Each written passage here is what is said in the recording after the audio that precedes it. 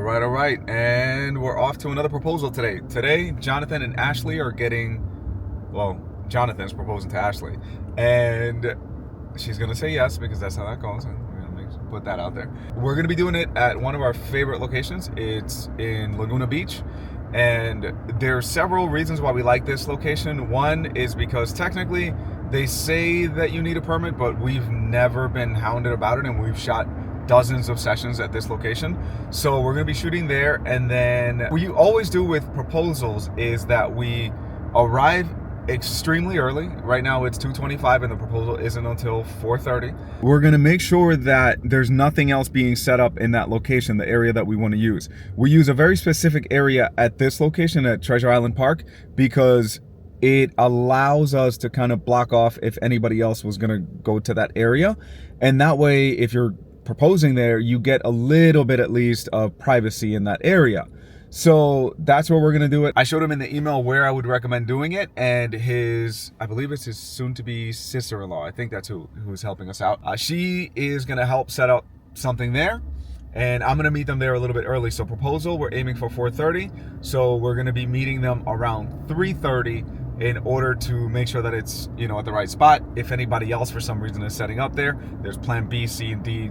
There's a bunch all through the entire alphabet at this location because there's so many good spots. And I'm not just saying that, but hopefully the area that we have planned, we'll get that. And then here's the other thing. We always take them for like a little mini shoot afterwards. So it's gonna be getting some of the prep, getting the proposal, and then doing a few photos after. Usually with proposals, people have plans afterwards, so we always say it's a mini session. We do just a few photos, some standard pose, some walking around, some cool funky lighting ones, some of the lighting stuff that we do, and then we let them go and enjoy being engaged. There's only so much time that they want to be spending with us. They want to eventually go and be with each other. So here we go. Let's have a good day. And it's a little overcast, which is wonderful because you don't want a bright sunny day on the beach because, contrary to popular belief, it's just very, very bright. So it just creates a lot of harsh lighting. So where you would think that a nice bright sunny day is what you want for the beach, this right now is actually probably a lot better. All right, let's get to it because I'm rambling now. All right, actually I lied. There's a couple of tips I want to give you guys. If you're a photographer or if you're going to propose, one thing that we always tell them is that we will not be texting you first on the day of the proposal. The reason for that is, let's say they have Apple CarPlay in their car and Elmer, proposal photographer, if he named me that, pops up. Or if Pizza Hut pops up, if he named me Pizza Hut, just to throw it off. But it's still, you don't want my name popping up or your photographer's name popping up on your screen and messing up the entire surprise. So that's one thing that we always tell them. Oh, we won't text you first, especially on the day of. We will wait for you to reach out so then we know it's clear, to be able to speak with you. The other tip would be sharing location. Once I get him to send me a text and we're speaking, I'm gonna share my location and he's gonna share his location. That way I know as they're approaching that they're approaching. So that helps us out tremendously. Technology is a great thing when it's used for the right things. So that's one of them. Another tip would be, obviously, if I can get them to send over a photo of what they look like, that helps me out. Now I know who I'm looking for. On the day of, I always ask them, if you can send me what outfits you guys will be wearing, so then I can really be in tune as to who I'm looking for. In some locations, it's very crowded, so that's extremely necessary. In this area, it's going to be a little secluded, so it's going to be easy to spot them, obviously, but it's still good to know who you're looking for. As they're approaching, you see them, and, just try to be as inconspicuous as possible. And I think that's it, unless I think of another tip. All right, let's go do this. All right, so we just got here. We're unloading, and little photography tip is keep old spare shoes in the trunk because I don't feel like wrecking these today. So the nice white shoes come off so we can keep them at least somewhat white, and we'll put these old ones on.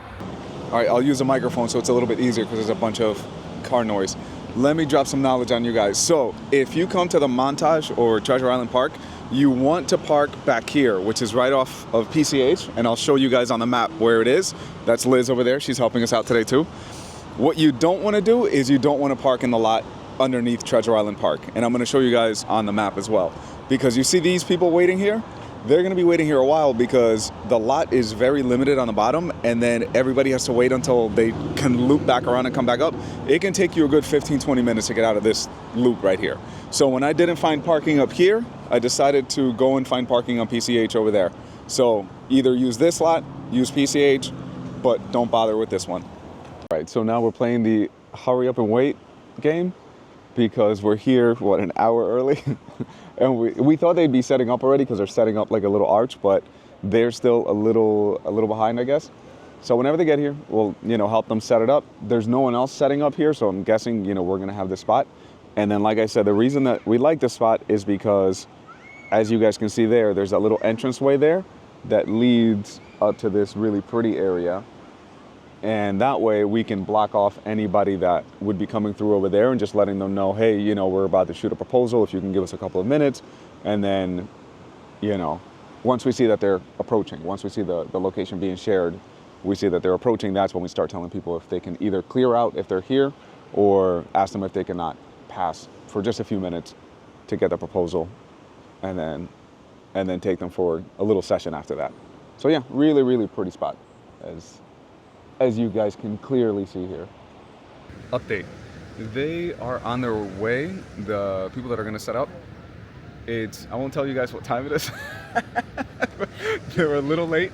There was a group chat, somebody texted that they're gonna be here at 4:30. I don't know if the couple is gonna be here at 4:30.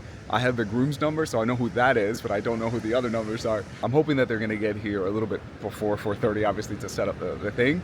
But if not, if they get here at 4:30, then hopefully we're gonna help them set up, do what we can to expedite things, and then even if they get here at 4:45 or we're done at 4:45 setting up, and that's when we do the proposal, it's still going to be sunset, so we're still going to get really nice lighting for that. It's just that a lot of their session is going to be more in the dark, so it's going to be a little bit more of a night session, which again is okay because we carry off-camera flashes, so we can control and manipulate a lot more of the situation than if we were just relegated to just using available light. So no matter what happens, we're gonna have a good time. They're just a little behind, but that's how these things go. But I'd rather, they be a little late than, like, I would never want to be panicking, running with my camera around my neck, tripping over myself to get to the location. So even though we've been here for about, almost an hour and change, we just play the waiting game and chit chat about life and challenging couples, right? Yeah. I shared some stories with Liz that I'm not going to share with you guys. All right, let's wait for this proposal. By the time they got there to start setting up, it was getting a little late and the sun was getting close to the horizon, but I knew we had enough time where even when they got there, it would still be light out. So we helped them out as much as we could. We, suggested places where they can put things, and we even put batteries and things, like anything, all hands on deck to make sure that it could go as smoothly as possible. And in the end, it all worked out. So check it out. This is the rest of the proposal.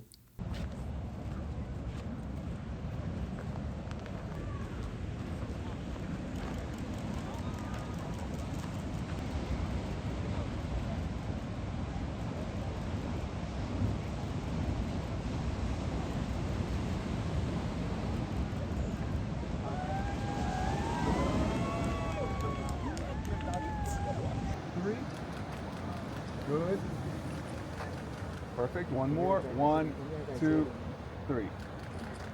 Got it. And relax. One more time. Stay right there. Ready, guys? 1, 2, 3. All right. So we just wrapped up. It was fairly brief, I would say, because, by the time they got there, the sun was going down. So there was only so much we could get. But in the end, the energy was just really, really good. They were extremely happy, and we just went through a bunch of family combinations, which at the end of the day, like weddings, events, things like that, that's what I always say, it's about family anyway. So we got a bunch of those. Didn't have as much time to do a couple session with them as perhaps we could have had if we started a little bit earlier, but we still got a lot of really cool shots where it looked like sunset was still there and the sun was there. It was still giving us some really good colors. So overall, really, really good shoot. And now, as you can see, it's nice and dark, so it's time to get home.